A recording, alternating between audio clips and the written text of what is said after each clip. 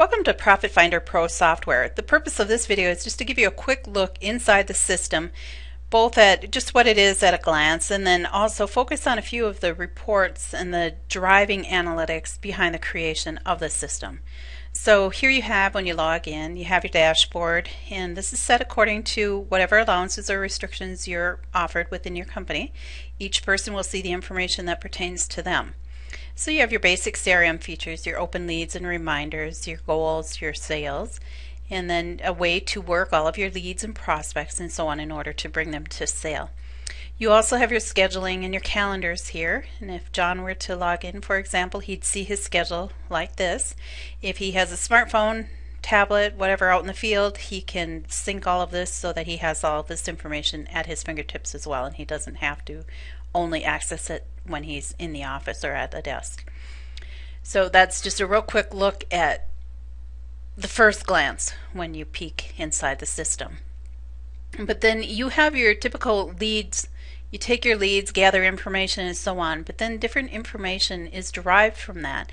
And this is something that we had struggled with in a home improvement business, in trying to figure out which salespeople were effective and how they were effective, and which marketing was effective and how it was effective and with whom it was effective. So we put all that information together in order to give this analysis for you, and all of this is included in the software. What you see is what you get. It's all yours. So let's just go to the most simple of the reports. You have your lead cost analysis here, and that's just a very basic sheet. It shows a layout of what kinds of leads you had and where they came from, paid and unpaid advertising and the costs attached to them. So I have my $23,000 in advertising that I paid during this month for 131 leads. So it's costing me $182 per lead on average. Right at this moment, that doesn't mean a whole lot. It means more when it's carried over into a sale, when I can see what's actually converting to a sale. But at the same time, it does carry valuable information in that if I'm going to have expensive leads, I want to be able to assign those to people who will close them. And so I start to follow that kind of thing with it. And after I have a history of tracking these leads, or the initial leads, I'll start to be able to make projections based just on what's coming in. But I kind of have to work backwards and create that history first to see what happens before I can start making my projections. So anyhow, now I go from here to the sales analysis, and this looks like a lot of numbers here, but I'm just going to focus on a couple things. I have my total sales of $287,000. This was from the leads that came in, $287,000, and my costs again were $23,000. So it's costing me 8.33% off the top of each contract to get that contract. So my marketing is 8.3%. If in my budget I've allowed 10%, I'm working fine. My advertising is working fine overall. And that's the most important thing that I as a business owner can do right now, is to look at my bottom line first of all. Am I okay there? If not, I need to make some serious adjustments and make them right away, because if you looked at some of my previous videos, you'll see how this number right here directly impacts your profits. We're in business for profits. This is a hard number, or it has been a hard number for many people to get, but there are easy ways now to track it, and my suggestion for you is to make sure that whatever system you're using, you can see exactly what it's costing you to get a sale per sales rep, per lead source, and per service or product, whatever that you offer. So those are a few things that you absolutely need to know in running your business effectively. So anyhow, I'm looking here, and like I said, if I budgeted for 10%, I'm fine. But I look up here and I see that there's something that's 31.69%. It's almost 3 times as much as what I budgeted.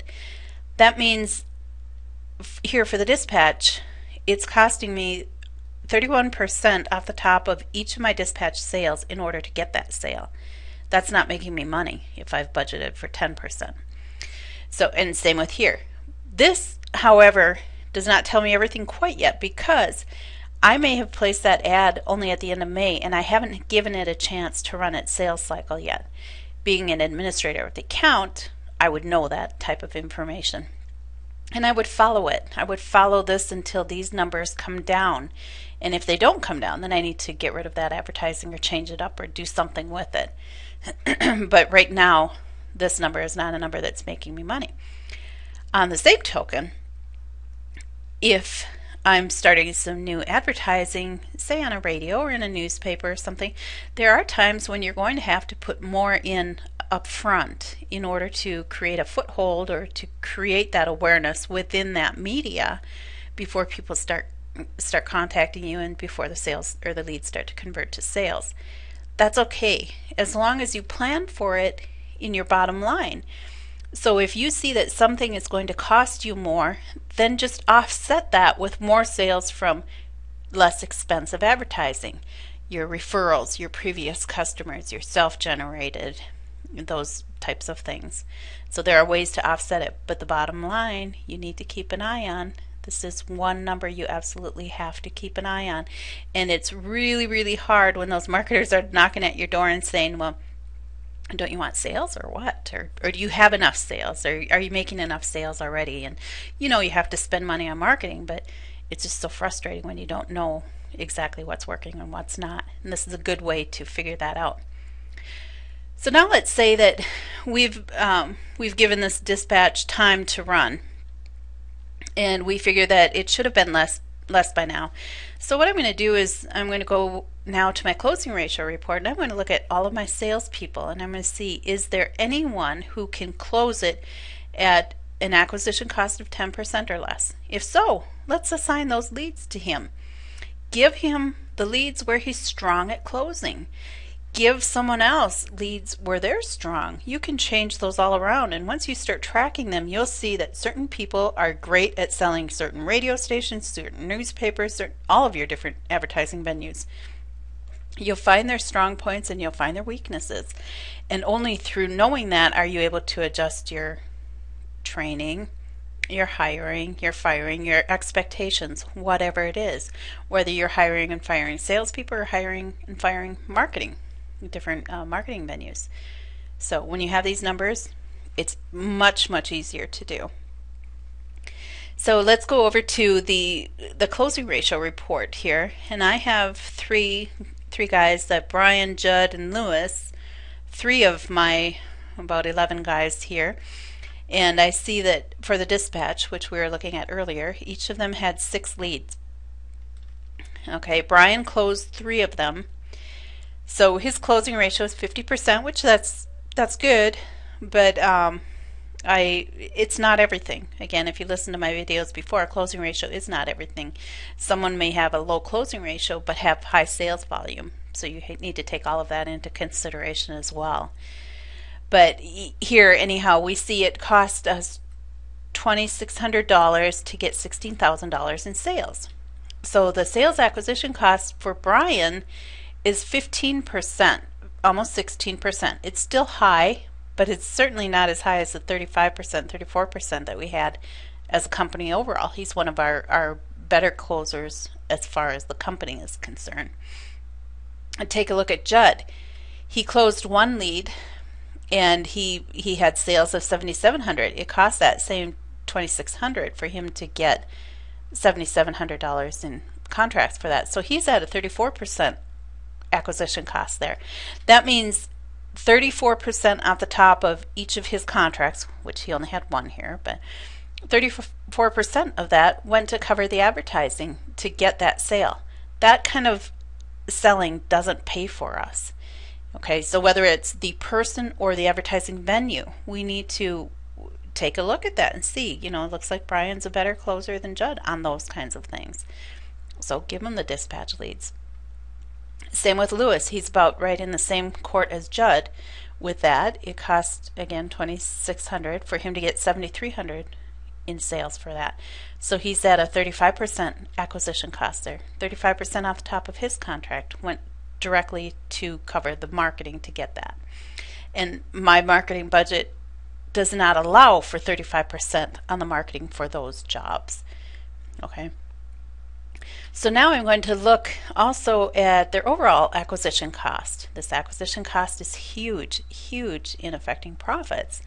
So I have Brian here. He had 30 leads, closed 12 of them, and it cost me $5,000 altogether for him to get $74,000 in sales. So our acquisition cost is about 7%. That means on average, it's costing me 7% off the top of each one of Brian's contracts for him to get a sale. He's good. He's within our boundaries. We've allowed 10% and he's at 7, so that's good. Judd, even though he was pretty lousy on this one, he was up at 33%. Overall, his acquisition cost is 5%. 5% off the top of all of his contracts is going to cover the marketing. It costs us $3,300 for him to get $60,000 in sales. And then Lewis, we have a little curveball here with the 62%. He had $13,000 in sales, and it cost us $8,300 to get that. That's 62%. Well, 62% off the top of every contract I'm paying to do those jobs. I'm not even covering my cost of delivering my product or service in this case. And so if Lewis has been with us for a while and he's had time to close these out, Lewis is not making us money. And so we have the decision then, do we train him? Do we have him only sell his own self-generated leads, unpaid advertising, or do we fire him? Those are the kinds of decisions that you as business owners and managers need to make. But those decisions can only be, or they're much easier made when you have the correct information. So, and then here at the end of each of the reports, you have your company totals. Again, we had 131 leads, 45 were closed. It cost us $23,000 to get $287,000 in contracts. So as a company, we're a little over 8% for our total acquisition cost. That's what it's costing us, and we budgeted 10%. So we're doing fine overall. I'll still keep an eye on the ones that are draining from me and see if there's a good reason for them to be high. And if so, I want to offset that with some that are lower. But the bottom line always has to be within what I've budgeted in order for me to make the profits that I had planned on making with my company. So that's just a real quick glance, but if you would like to see more about the software, call 1-800-972-6952, 1-800-972-6952, or email info@profitfinderpro.com, info@profitfinderpro.com.